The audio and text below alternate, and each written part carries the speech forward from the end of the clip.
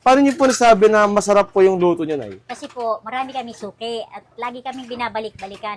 Kahit napakalalayo po nila, napunta pa rin sila sa amin. Nadayo pa po sila. Oo.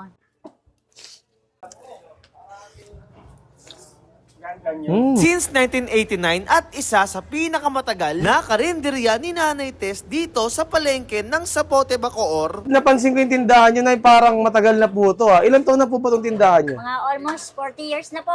All Matagal na. Ang matagal na nga po, parang dekada na po yun, no? Dekada na. Na talaga namang binabalik-balikan lalo na ng mga suki nila dahil sa mga nagsasarapan at napakamurang ulam nila. Hindi nga daw kayo taga Bacoor, Cavite kung hindi pa kayo nakakakain dito sa legendaring karinderya ni Nanay Tess. Ops, teka, huwag mo kakalimutan ha. Naka-sales agent na ako dito sa Mitsubishi Manila Bay. Kaya ako nagbabalaki bumili ng mura at brand yung sasakyan. Katulad nitong aming Montero, Expander, X-Force, L300, Triton Pickup at ang aming Mirage G4. I-PM nyo lang ako dito sa Facebook page ko o kaya tumawag kayo sa mga number na ito o kaya naman puntahan nyo ako mismo dito sa Mitsubishi Manila Bay. So paano? Iintayin ko kayo mag-apply at mag-inquire sa akin ha.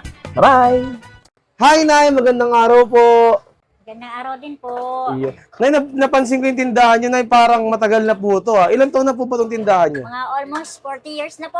All Matagal na. Ang matagal na nga po, parang dekada na po yun, no? Dekada na. Anong pangalan ng tindahan niyo, Nay? Tess Canteen. Canteen. Ano po bang ino-offer ni Nanay Tess dito sa kantin niya? Marami po, iba't ibang luto. Di ba lutong ulam po? Opo. Ano pong mga ulam niya, Nay? Anong meron ka dyan? Kanina po, marami kaming ulam. Meron kaming Bicol Express, meron dinuguan, bichado, nilagang pata, chop suey, may pritong pork chop, fried chicken, at saka Shanghai. Dami niyo palang Marami pa ino-offer, Nay. Oo. So, parang late na ako. Ulit ka na po kasi marami na pong naubos. Naubos na yung Kanina iba, pang no? madaling araw.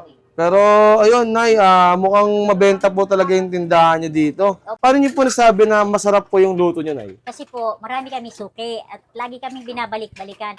Kahit napakalalayo po nila, napunta pa rin sila sa amin. Nadayo pa po sila? Oo. Wow, Nadayo grabe pa po sila. naman.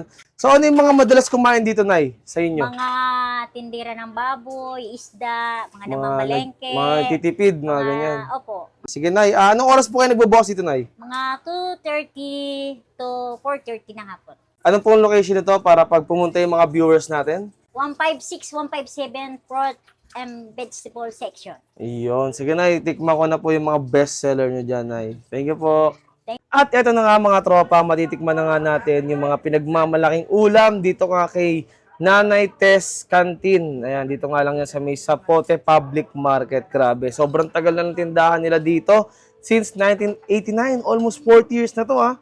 So tikman natin to guys, let's go. Ang dinuguan nila dito, na legendary nga daw. Tikman natin.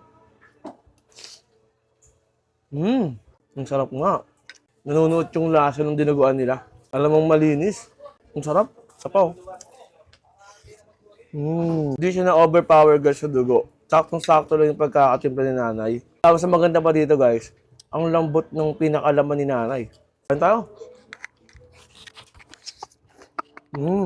Ito naman guys, yung kanilang mechado dito. Tikman din natin.